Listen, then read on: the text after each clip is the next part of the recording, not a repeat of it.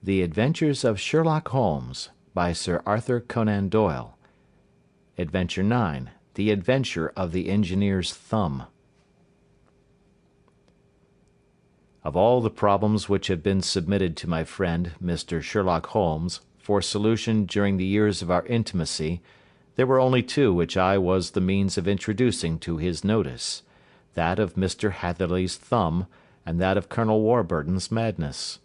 Of these the latter may have afforded a finer field for an acute and original observer, but the other was so strange in its inception, and so dramatic in its details, that it may be the more worthy of being placed upon record, even if it gave my friend fewer openings for those deductive methods of reasoning by which he achieved such remarkable results.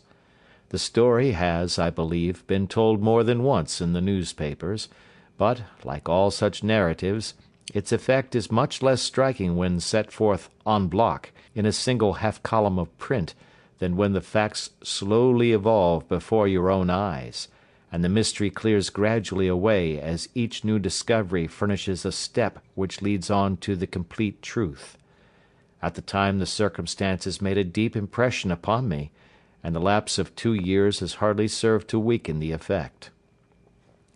It was in the summer of '89, not long after my marriage, that the events occurred which I am now about to summarize. I had returned to civil practice and had finally abandoned Holmes in his Baker Street rooms, although I continually visited him, and occasionally even persuaded him to forego his Bohemian habits so far as to come and visit us. My practice had steadily increased, and as I happened to live at no very great distance from Paddington Station, I got a few patients from among the officials. One of these, whom I had cured of a painful and lingering disease, was never weary of advertising my virtues, and of endeavouring to send me on every sufferer over whom he might have any influence. One morning, at a little before 7 o'clock, I was awakened by the maid tapping at the door to announce that 2 men had come from Paddington and were waiting in the consulting room. I dressed hurriedly, for I knew by experience that railway cases were seldom trivial, and hastened downstairs. As I descended, my old ally, the guard, came out of the room and closed the door tightly behind him. "I've got him here," he whispered, jerking his thumb over his shoulder. "He's all right." "What is it, then?" I asked, for his manner suggested that it was some strange creature which he had caged up in my room. "It's a new patient," he whispered. "I thought I'd bring him round myself. Then he couldn't slip away. There he is, all safe and sound. I must go now, doctor. I have my duties just the same as you." And off he went, this trusty toot, without even giving me time to thank him. I entered my consulting room and found a gentleman seated by the table. He was quietly dressed in a suit of heather tweed, with a soft cloth cap which he had laid down upon my books. Round one of his hands he had a handkerchief wrapped, which was mottled all over with blood stains. He was young, not more than 25, I should say, with a strong masculine face, but he was exceedingly pale, and gave me the impression of a man who was suffering from some strong agitation, which it took all his strength of mind to control. "I am sorry to knock you up so early, doctor," said he, "but I have had a very serious accident during the night. I came in by train this morning, and on inquiring at Paddington as to where I might find a doctor, a worthy fellow very kindly escorted me here. I gave the maid a card, but I see that she has left it upon the side table." I took it up and glanced at it. Mr. Victor Hatherley, Hydraulic Engineer, 16A, Victoria Street, 3rd floor. That was the name, style, and abode of my morning visitor. "I regret that I have kept you waiting," said I, sitting down in my library chair. "You are fresh from a night journey, I understand, which is in itself a monotonous occupation." "Oh, my night could not be called monotonous," said he, and laughed. He laughed very heartily, with a high, ringing note, leaning back in his chair and shaking his sides. All my medical instincts rose up against that laugh. "Stop it!" I cried. "Pull yourself together!" And I poured out some water from a carafe. It was useless, however. He was off in one of those hysterical outbursts which come upon a strong nature when some great crisis is over and gone. Presently he came to himself once more, very weary and pale-looking. "I have been making a fool of myself," he gasped.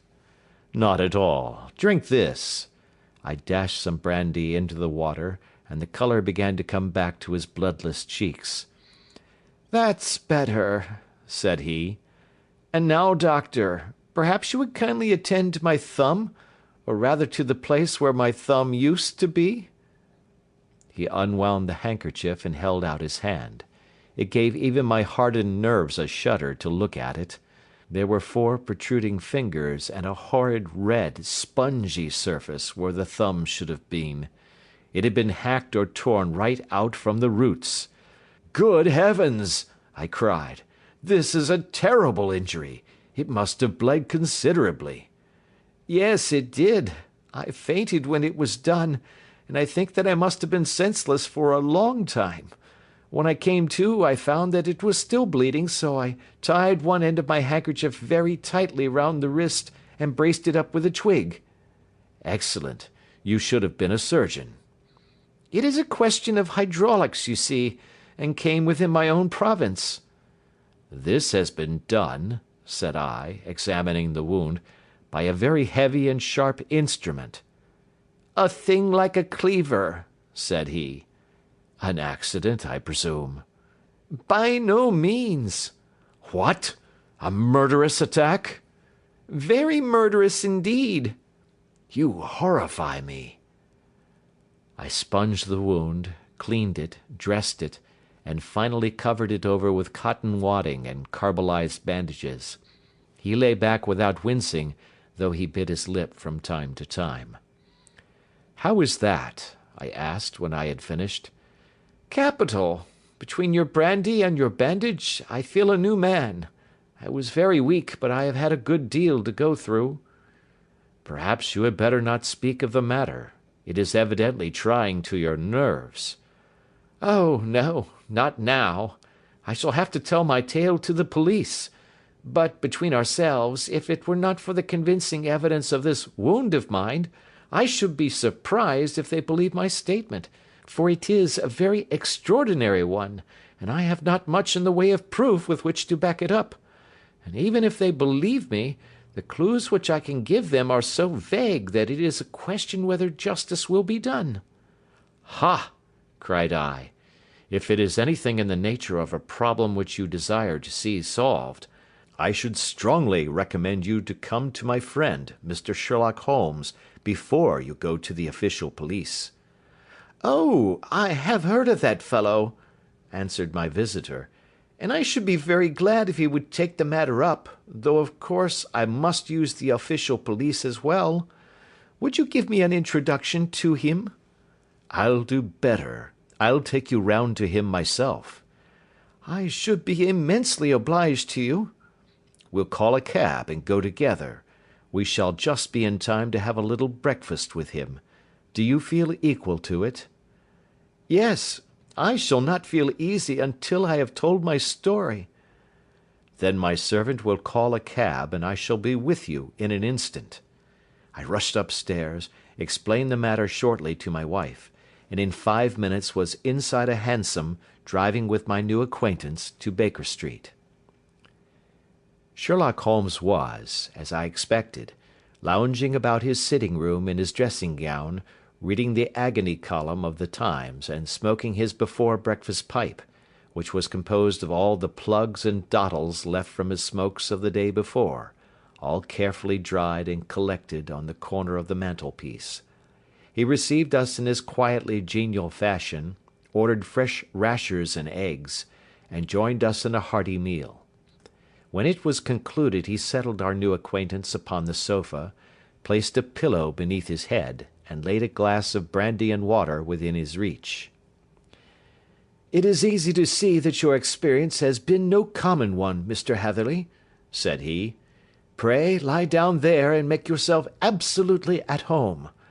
Tell us what you can, but stop when you are tired and keep up your strength with a little stimulant." "Thank you," said my patient, "but I have felt another man since the doctor bandaged me, and I think that your breakfast has completed the cure. I shall take up as little of your valuable time as possible, so I shall start at once upon my peculiar experiences." Holmes sat in his big armchair with the weary, heavy-lidded expression which veiled his keen and eager nature, while I sat opposite to him, and we listened in silence to the strange story which our visitor detailed to us. "You must know," said he, "that I am an orphan and a bachelor, residing alone in lodgings in London.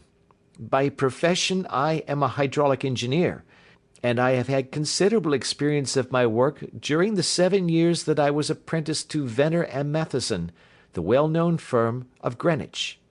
2 years ago, having served my time, and having also come into a fair sum of money through my poor father's death, I determined to start in business for myself, and took professional chambers in Victoria Street. I suppose that everyone finds his first independent start in business a dreary experience.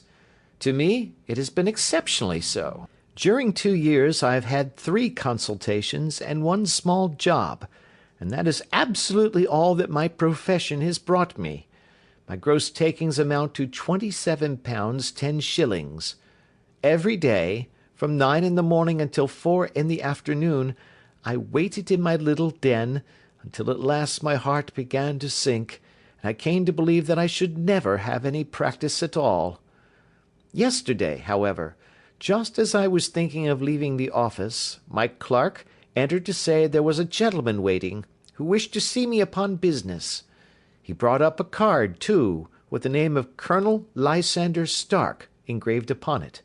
Close at his heels came the colonel himself, a man rather over the middle size, but of an exceeding thinness. I do not think that I have ever seen so thin a man. His whole face sharpened away into nose and chin, and the skin of his cheeks was drawn quite tense over his outstanding bones. Yet this emaciation seemed to be his natural habit, and due to no disease, for his eye was bright, his step brisk, and his bearing assured. He was plainly but neatly dressed, and his age, I should judge, would be nearer 40 than 30. "Mr. Hatherley," said he, with something of a German accent, "you have been recommended to me, Mr. Hatherley, as being a man who is not only proficient in his profession, but is also discreet and capable of preserving a secret." I bowed, feeling as flattered as any young man would at such an address. "May I ask who it was who gave me so good a character?" "Well, perhaps it is better that I should not tell you that just at this moment. I have it from the same source that you are both an orphan and a bachelor, and are residing alone in London." "That is quite correct," I answered, "but you will excuse me if I say that I cannot see how all this bears upon my professional qualifications. I understand that it was on a professional matter that you wished to speak to me?" "Undoubtedly so, but you will find that all I say is really to the point. I have a professional commission for you, but absolute secrecy is quite essential. Absolute secrecy, you understand, and of course we may expect that more from a man who is alone than from one who lives in the bosom of his family." "If I promise to keep a secret," said I, "you may absolutely depend upon my doing so."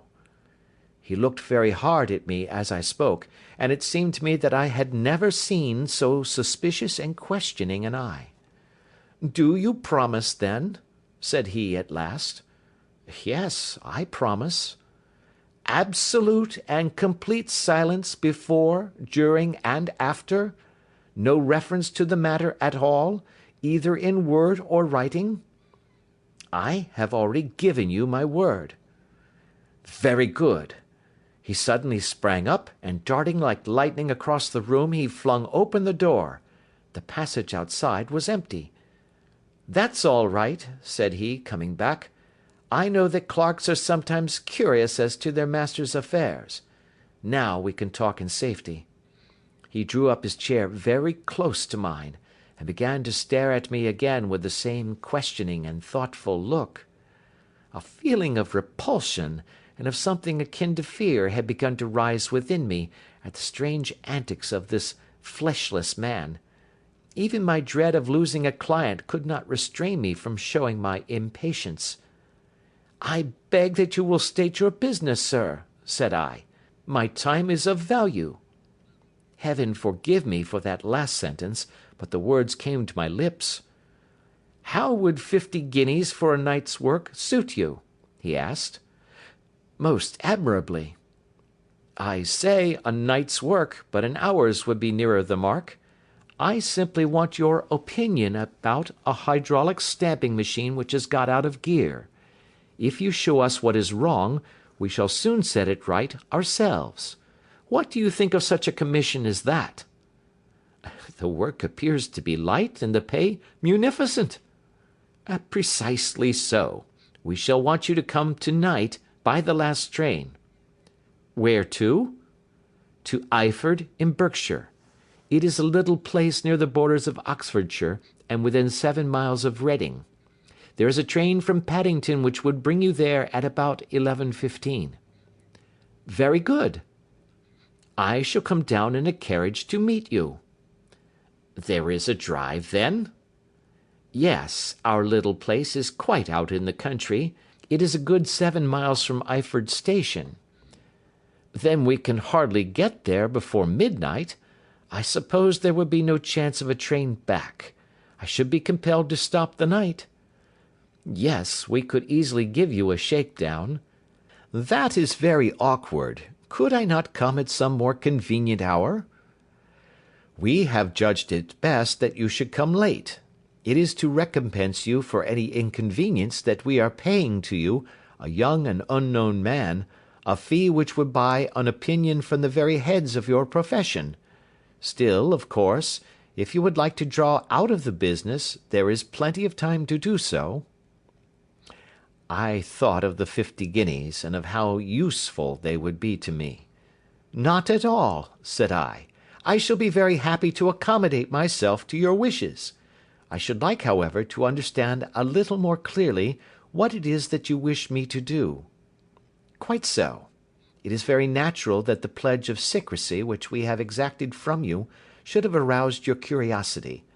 I have no wish to commit you to anything without your having it all laid before you.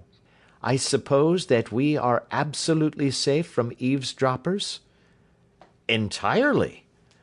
"Then the matter stands thus. You are probably aware that Fuller's earth is a valuable product, and that it is only found in 1 or 2 places in England?" "I have heard so."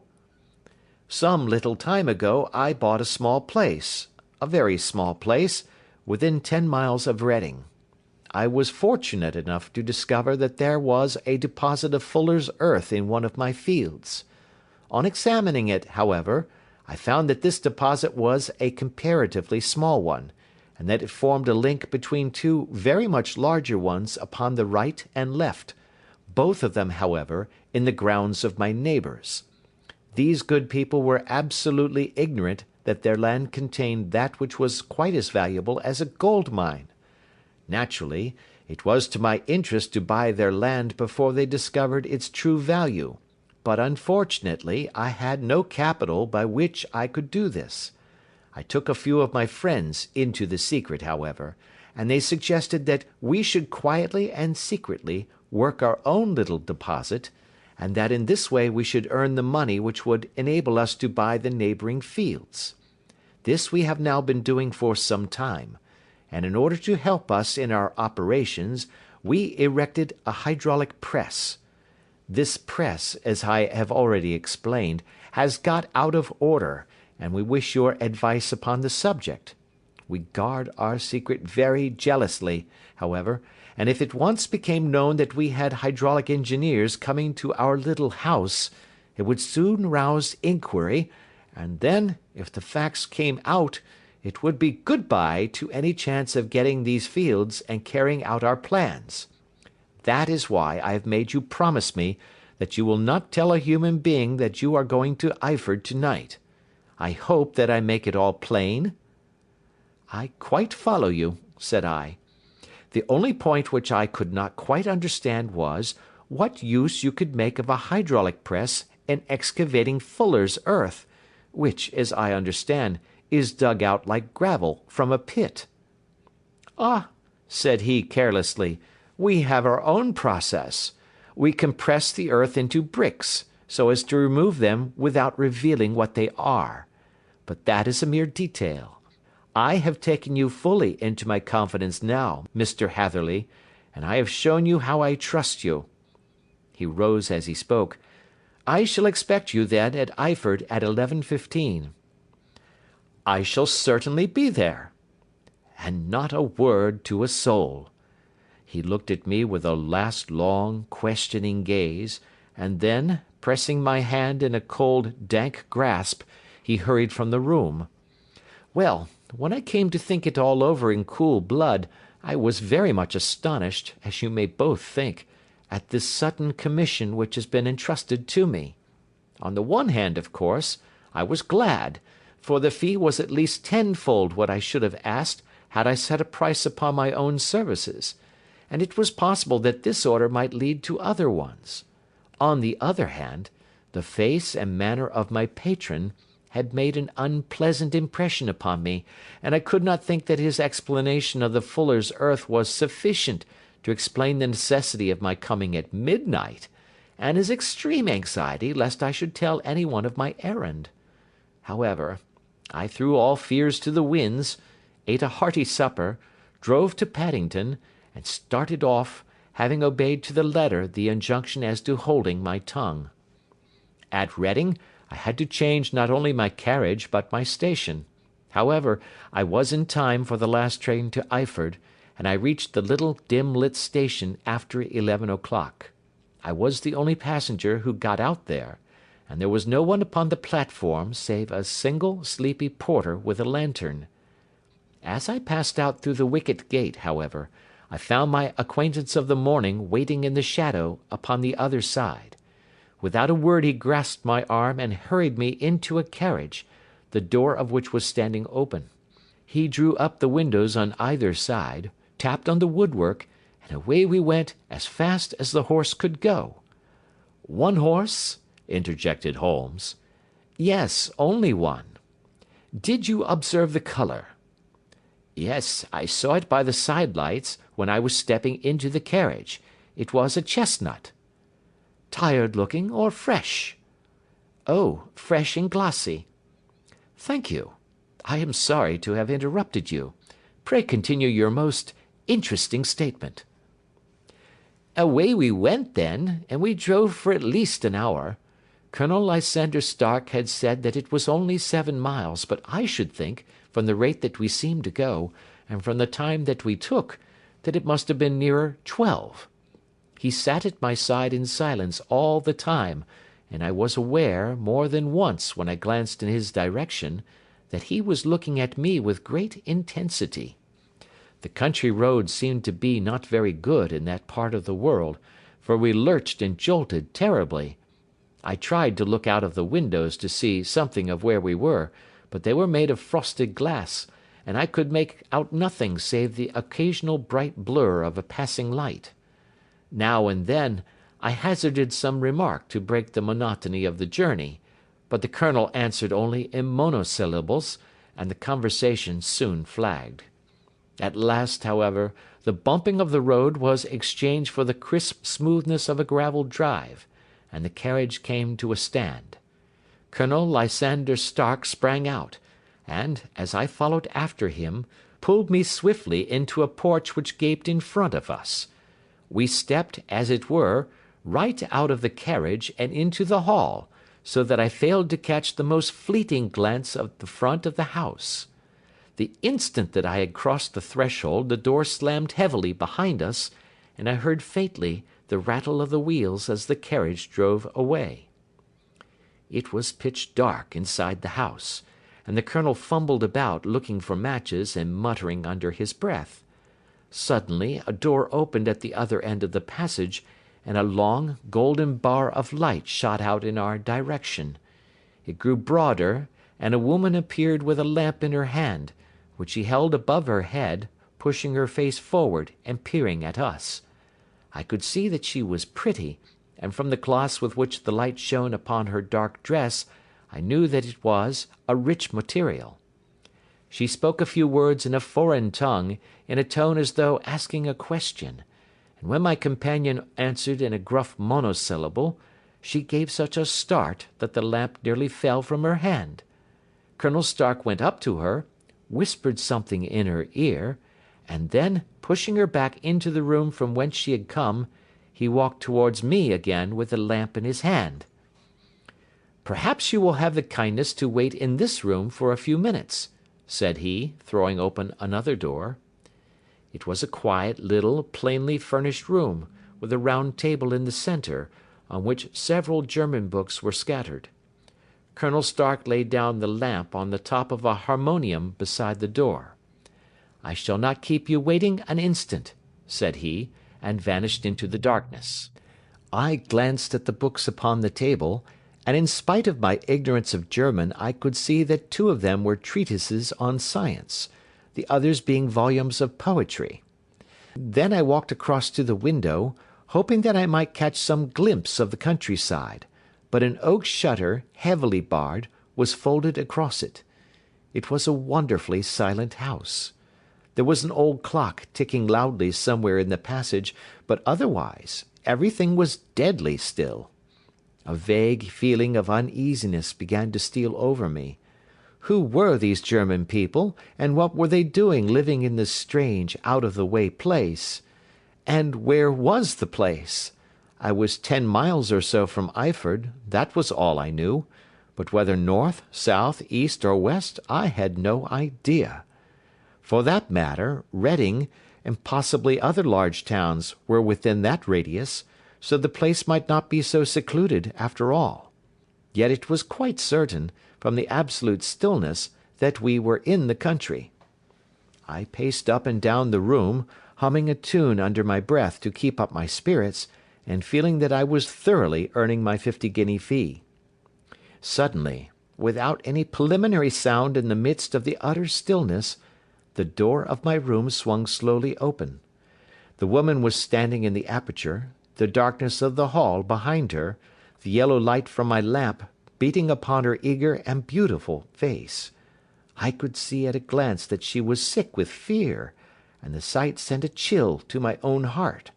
She held up one shaking finger to warn me to be silent, and she shot a few whispered words of broken English at me, her eyes glancing back, like those of a frightened horse, into the gloom behind her. "I would go," said she, trying hard, as it seemed to me, to speak calmly. "I would go. I should not stay here. There is no good for you to do." "But, madam," said I have not yet done what I came for. I cannot possibly leave until I have seen the machine." "It is not worth your while to wait," she went on. "You can pass through the door, no one hinders." And then, seeing that I smiled and shook my head, she suddenly threw aside her constraint and made a step forward, with her hands wrung together. "For the love of heaven," she whispered, "get away from here before it is too late." But I am somewhat headstrong by nature, and the more ready to engage in an affair when there is some obstacle in the way. I thought of my 50-guinea fee, of my wearisome journey, and of the unpleasant night which seemed to be before me. Was it all to go for nothing? Why should I slink away without having carried out my commission, and without the payment which was my due? This woman might, for all I knew, be a monomaniac. With a stout bearing, therefore, though her manner had shaken me more than I cared to confess, I still shook my head, and declared my intention of remaining where I was. She was about to renew her entreaties, when a door slammed overhead, and the sound of several footsteps was heard upon the stairs. She listened for an instant, threw up her hands with a despairing gesture, and vanished as suddenly and as noiselessly as she had come.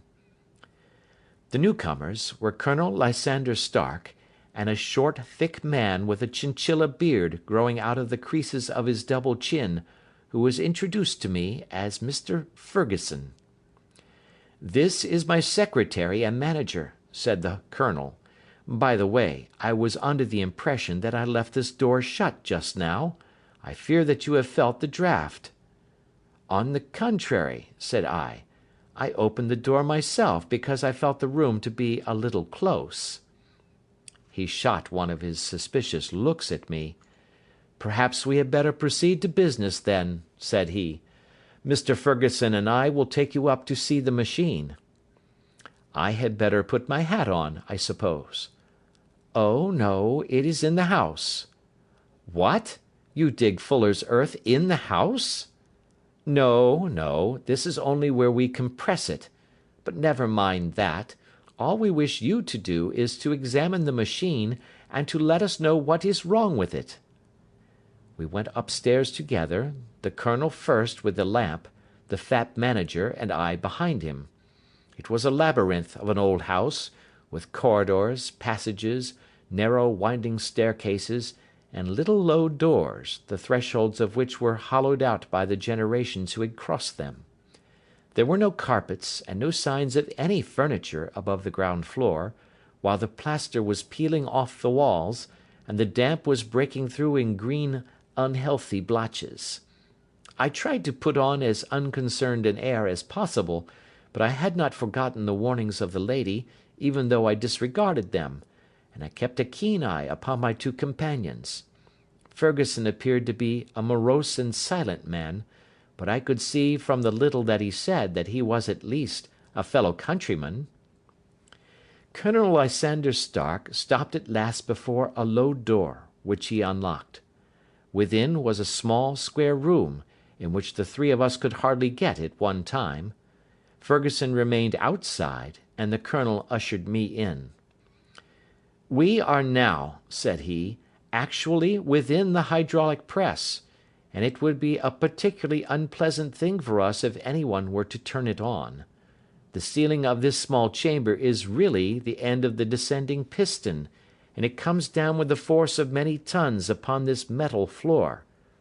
There are small lateral columns of water outside which receive the force, and which transmit and multiply it in the manner which is familiar to you. The machine goes readily enough, but there is some stiffness in the working of it, and it has lost a little of its force. Perhaps you will have the goodness to look it over, and to show us how we can set it right." I took the lamp from him, and I examined the machine very thoroughly. It was, indeed, a gigantic one, and capable of exercising enormous pressure. When I passed outside, however, and pressed down the levers which controlled it, I knew at once by the whishing sound that there was a slight leakage, which allowed a regurgitation of water through one of the side cylinders. An examination showed that one of the india rubber bands which was round the head of a driving rod had shrunk so as to not quite fill the socket along which it worked. This was clearly the cause of the loss of power, and I pointed it out to my companions, who followed my remarks very carefully, and asked several practical questions as to how they should proceed to set it right. When I had made it clear to them, I returned to the main chamber of the machine, and took a good look at it to satisfy my own curiosity. It was obvious at a glance that the story of the fuller's earth was the merest fabrication, for it would be absurd to suppose that so powerful an engine could be designed for so inadequate a purpose. The walls were of wood, but the floor consisted of a large iron trough, and when I came to examine it, I could see a crust of metallic deposit all over it. I had stooped and was scraping at this to see exactly what it was, when I heard a muttered exclamation in German, and saw the cadaverous face of the colonel looking down at me. "What are you doing there?" he asked. I felt angry at having been tricked by so elaborate a story as that which he had told me. "I was admiring your fuller's earth," said I. I think that I should be better able to advise you as to your machine if I knew what the exact purpose was for which it was used." The instant that I uttered the words I regretted the rashness of my speech. His face set hard, and a baleful light sprang up in his grey eyes. "Very well," said he, "you shall know all about the machine." He took a step backward, slammed the little door, and turned the key in the lock. I rushed towards it and pulled at the handle, but it was quite secure, and did not give in the least to my kicks and shoves. "Hello!" I yelled. "Hullo! Colonel, let me out!" And then suddenly in the silence I heard a sound which set my heart into my mouth. It was the clank of the levers and the swish of the leaking cylinder. He had set the engine at work. The lamp still stood upon the floor where I had placed it when examining the trough. By its light I saw that the black ceiling was coming down upon me, slowly, jerkily, but, as none knew better than myself, with a force which must within a minute grind me to a shapeless pulp. I threw myself screaming against the door, and dragged with my nails at the lock. I implored the colonel to let me out, but the remorseless clanking of the levers drowned my cries. The ceiling was only a foot or two above my head, and with my hand upraised I could feel its hard, rough surface. Then it flashed through my mind that the pain of my death would depend very much upon the position in which I met it. If I lay on my face, the weight would come upon my spine, and I shuddered to think of that dreadful snap. Easier the other way, perhaps, and yet, had I the nerve to lie and look up at that deadly black shadow wavering down upon me? Already I was unable to stand erect, when my eye caught something which brought a gush of hope back to my heart. I have said that though the floor and ceiling were of iron, the walls were of wood. As I gave a last hurried glance around, I saw a thin line of yellow light between two of the boards, which broadened and broadened as a small panel was pushed backwards. For an instant I could hardly believe that here was indeed a door which led away from death. The next instant I threw myself through, and lay half fainting upon the other side. The panel had closed again behind me, but the crash of the lamp, and a few moments afterwards the clang of the two slabs of metal, told me how narrow had been my escape. I was recalled to myself by a frantic plucking at my wrist, and I found myself lying upon the stone floor of a narrow corridor, while a woman bent over me and tugged at me with her left hand, while she held a candle in her right. It was the same good friend whose warning I had so foolishly rejected. "Come, come," she cried breathlessly. "They will be here in a moment. They will see that you are not there. Oh, do not waste the so precious time, but come." This time, at least, I did not scorn her advice. I staggered to my feet, and ran with her along the corridor and down a winding stair. The latter led to another broad passage, and just as we reached it we heard the sound of running feet and the shouting of two voices, one answering the other from the floor on which we were, and from the one beneath. My guide stopped and looked about her like one who is at her wits' end. Then she threw open a door which led into a bedroom, through the window of which the moon was shining brightly. "It is your only chance," said she. "It is high, but it may be that you can jump it." As she spoke, a light sprang into view at the further end of the passage, and I saw the lean figure of Colonel Lysander Stark rushing forward with a lantern in one hand and a weapon like a butcher's cleaver in the other. I rushed across the bedroom, flung open the window, and looked out. How quiet and sweet and wholesome the garden looked in the moonlight, and it could not be more than 30 feet down.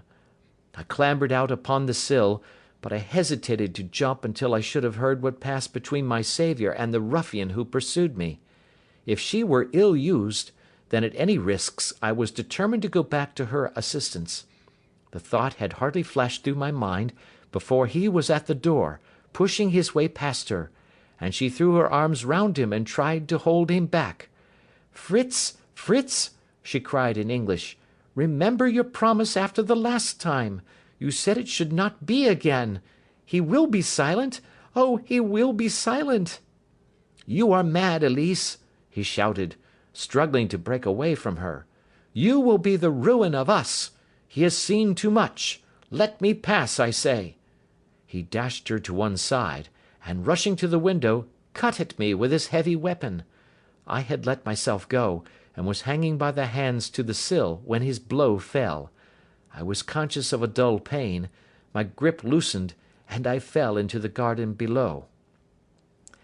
I was shaken, but not hurt by the fall, so I picked myself up and rushed off among the bushes as hard as I could run, for I understood that I was far from being out of danger yet. Suddenly, however, as I ran, a deadly dizziness and sickness came over me. I glanced down at my hand, which was throbbing painfully, and then for the first time saw that my thumb had been cut off, and that the blood was pouring from my wound. I endeavoured to tie my handkerchief round it, but there came a sudden buzzing in my ears, and next moment I fell in a dead faint among the rose bushes.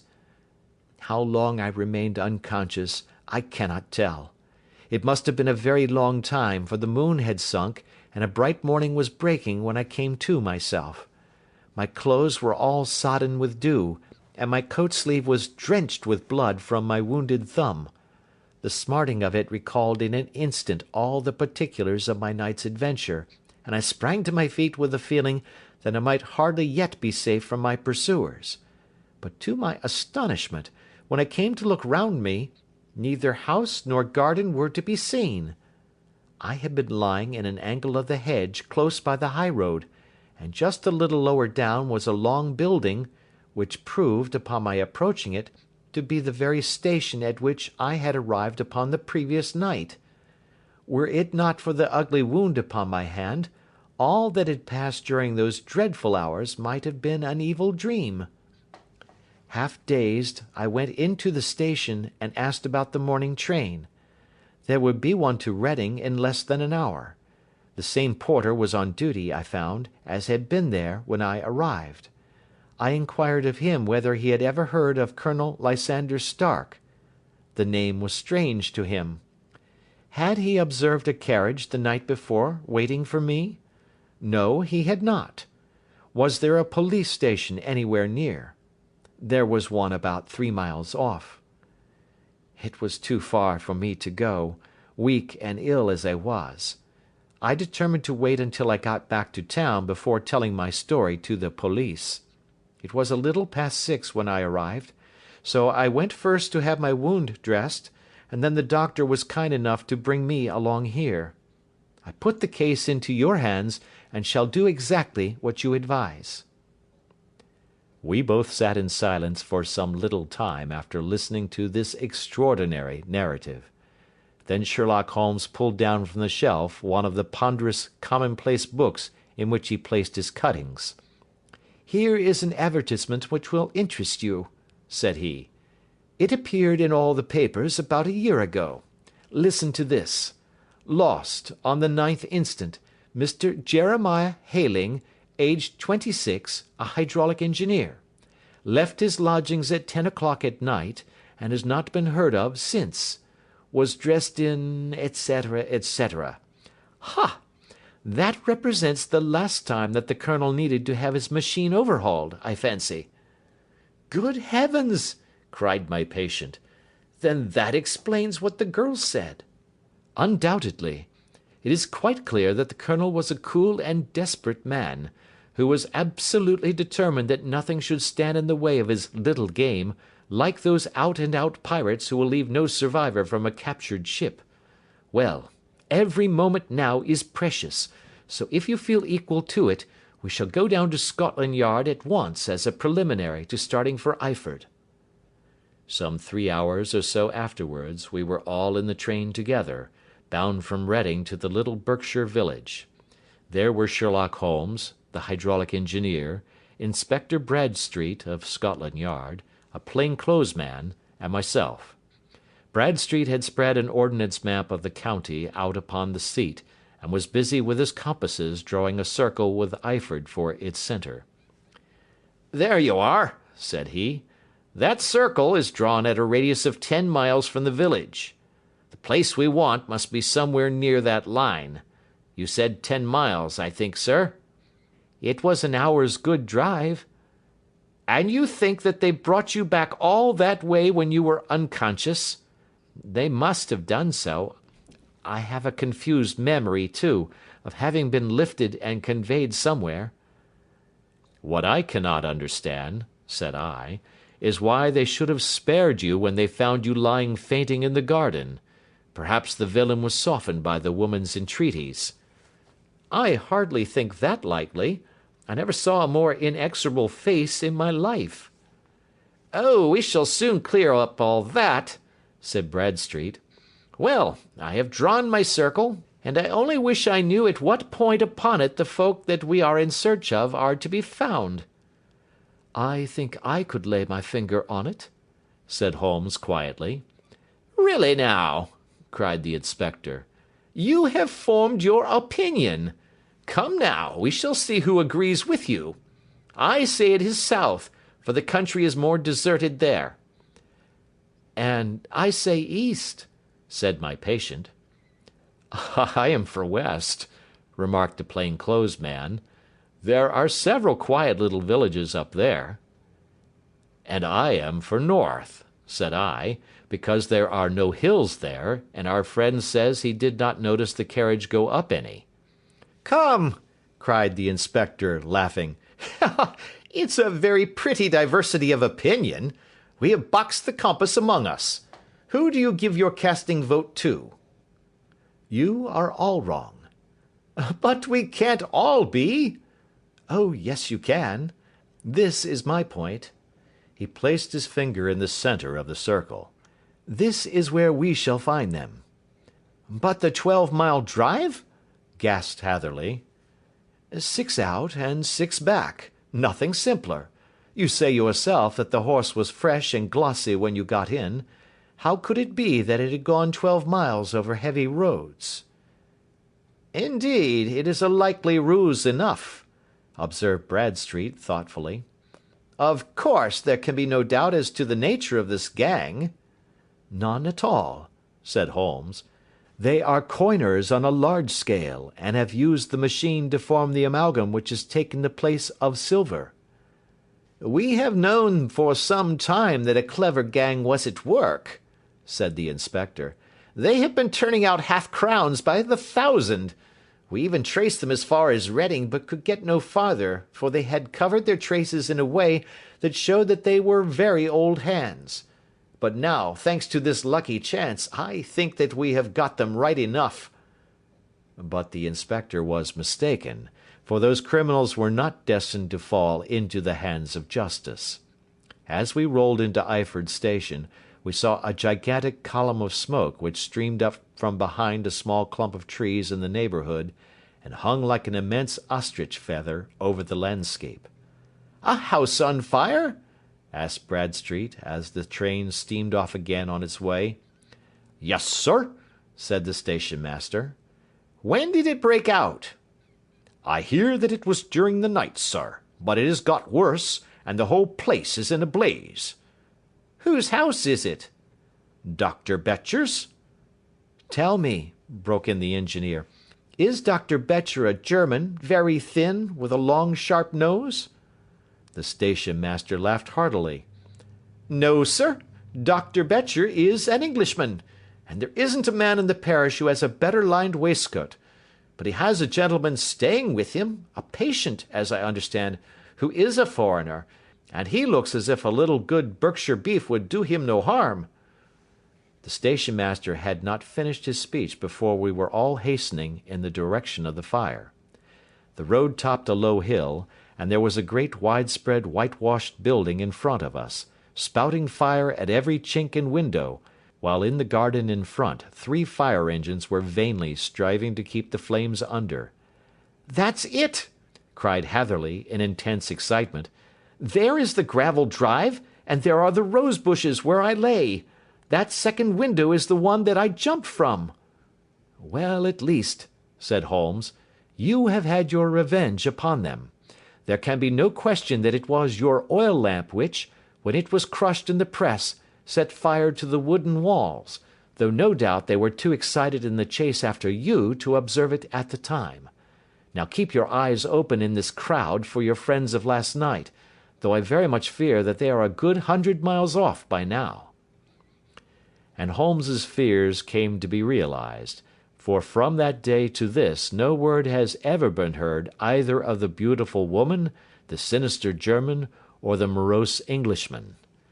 Early that morning a peasant had met a cart containing several people and some very bulky boxes driving rapidly in the direction of Reading, but there all traces of the fugitives disappeared, and even Holmes's ingenuity failed ever to discover the least clue as to their whereabouts. The firemen had been much perturbed at the strange arrangements which they had found within, and still more so by discovering a newly severed human thumb upon a window-sill of the second floor. About sunset, however, their efforts were at last successful, and they subdued the flames, but not before the roof had fallen in, and the whole place been reduced to such absolute ruin that, save some twisted cylinders and iron piping, not a trace remained of the machinery which had cost our unfortunate acquaintance so dearly. Large masses of nickel and of tin were discovered stored in an outhouse, but no coins were to be found, which may have explained the presence of those bulky boxes which have been already referred to. How our hydraulic engineer had been conveyed from the garden to the spot where he recovered his senses might have remained for ever a mystery were it not for the soft mould, which told us a very plain tale. He had evidently been carried down by two persons, one of whom had remarkably small feet, and the other unusually large ones. On the whole, it was most probable that the silent Englishman, being less bold or less murderous than his companion, had assisted the woman to bear the unconscious man out of the way of danger. "Well," said our engineer ruefully, as we took our seats to return once more to London, "it has been a pretty business for me. I have lost my thumb, and I have lost a 50-guinea fee, and what have I gained?" "Experience," said Holmes, laughing. "Indirectly it may be of value, you know. You have only to put it into words to gain the reputation of being excellent company for the remainder of your existence." End of Adventure 9.